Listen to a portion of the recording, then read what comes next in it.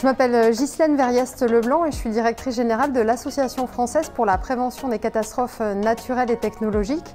Notre association œuvre depuis plus de 20 ans à la connaissance et au partage de la connaissance pour mieux prévenir les catastrophes naturelles.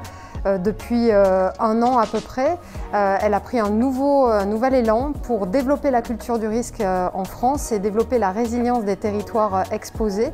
Et c'est à ce titre que je suis impliquée aux côtés de la FPS sur différents événements, le colloque AFPS bien sûr que l'on soutient, mais également des événements qui ont eu lieu en marge du colloque, à savoir un ciné-débat relatif au tsunami avec un film qui a été projeté, The Last Day, suivi d'un échange avec la population.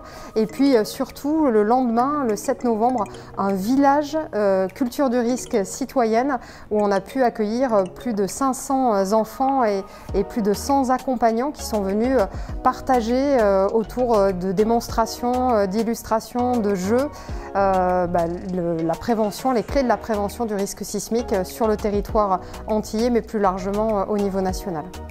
Alors pour l'avenir, en fait, avec la FPS et dans le cadre de la collaboration qu'on a liée AFP-CNT-AFPS, il me semble particulièrement important de se tourner vers les jeunes. C'était le sens du village qu'on a organisé ensemble parce que ces jeunes sont les adultes de demain et sont également de fabuleux vecteurs de sensibilisation de leurs parents et de leurs proches.